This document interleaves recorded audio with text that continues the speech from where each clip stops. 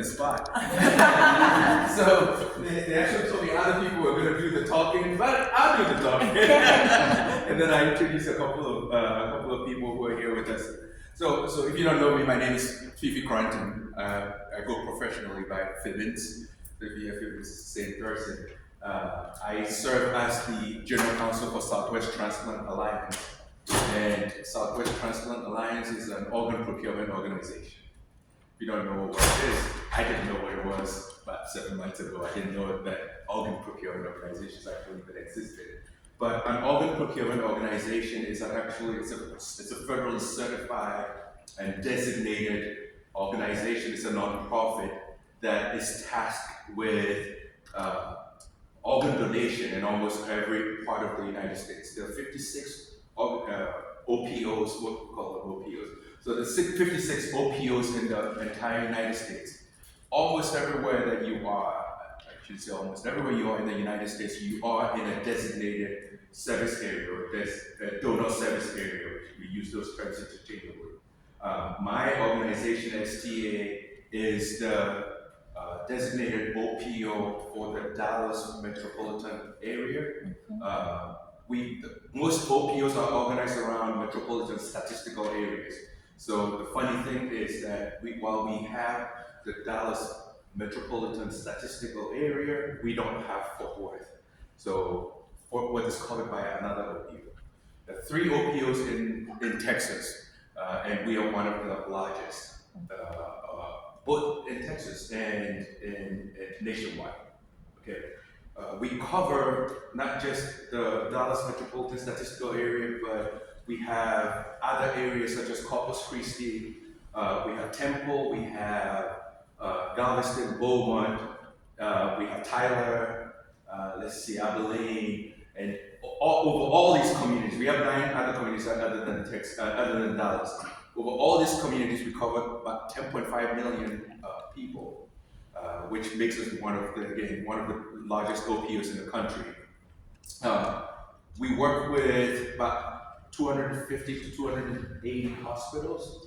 So what we really do is we play the middleman between hospitals where we have donors and transplant centers where there are recipients waiting for organ transplant. Basically, a lot of times either to survive or to just live a better life. Mm-hmm. So what happens is in almost any one of these hospitals in our DSA, if a patient shows up and meets certain clinical triggers, they are required by federal law to call the OPO that covers that designated donor area, the designated service area. If somebody goes into the hospital and when they face imminent death, mm-hmm. And there's sometimes in our culture we don't like to talk about death and stuff like that. But basically, if you are in the hospital and the hospital makes a determination that you're probably going to die very soon, within 1 hour of the hospital making that determination, they're required by federal law to call the OPO that covers that area. Mm-hmm. If it's this area, then they call us. So we go in and then we assess whether either you're registered as a donor or whether you even are a suitable candidate for donation. If you're not, if you're suitable and you're registered, we still approach your person's family and we let them know that you're registered. We do all the testing that's necessary to make sure that you're suitable. We are designated with finding a recipient. So the other side of this equation is that there's over 100,000 people that are on a national waiting list mm-hmm. at any given time, waiting for one organ or the other mm-hmm. to survive. Sometimes some of these people die on the waiting list. Mm-hmm. Some people are lucky to eventually get an organ and to go on to live wonderful lives. So once we figure out whether you are a suitable candidate for donation, you're registered, and if you're not registered, we approach your family and get authorization. And once we figure all that stuff out and figure out that there is somebody that can actually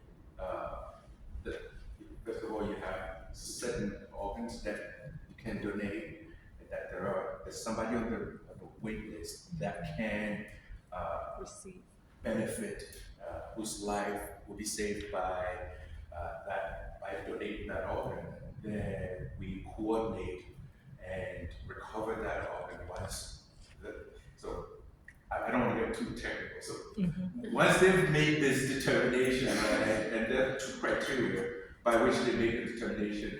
So it's either you bring them, or the only thing keeping you alive is a machine. And in that case, your family would make the decision. If they make the decision that they're going to withdraw life support and let you pass on, that's when we come. So once all of this, it's either you're determined to be brain dead, which by law means you're dead, or your family does a withdrawal and allows you to pass. Once that happens, we come in, we recover what organs you either yourself designated and said, I want to donate this, or your family has said that we want to donate this to help save other people's lives. And then we do the procurement, we get that, and then we get it to the transplant center that we determine somebody is a match there and get that transplant done. After that, we also coordinate if the donor family and the recipient family at some point wanted to get together, communicate, whatever, then we do make that happen. So I have a couple of wonderful ladies here, and I didn't get a chance to get acquainted with them, but I know they have actual stories. I don't have any particular person in my family or even someone close to me that has been touched by organ donation. But I think these two ladies have been touched personally by organ donation. So I will let them introduce themselves real quick and then speak briefly, and then I'll wrap up. Hi, I'm Nichole Jefferson.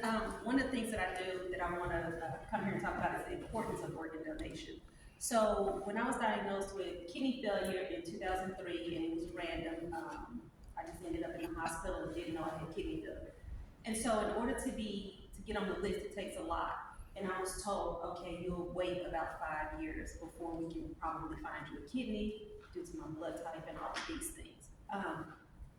I was not aware that being of recent African descent, that I was at a highly likely cause of having kidney failure.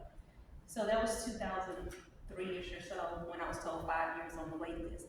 So right at about 5 years, when things were going down, I didn't know if I was going to make it to the next month. Luckily, someone decided to sign, and I was able to get a kidney. Amen. Yeah, so that was great. Everything was going good. I was very excited to do that. Around 2016 or so, that kidney started failing. So I know I needed another kidney. It just so happens I was living in another state at that time, but I did come back to Texas to make sure, hey, I can be on the list, get a kidney here, and my family will be able to, be around me and watch me while I have this transplant. So at that time, so we go from 2003 to 2016. When I came, they told me it's going to take about 10 years for you to get a transplant. Wow. And I said, I can't live 10 years. I know I can't make it another 10 years old with, on dialysis, with just living off of this one. So it's really imperative for me to try to go and anywhere else and try to see who could get me a kidney the quickest. And I was able to find another location.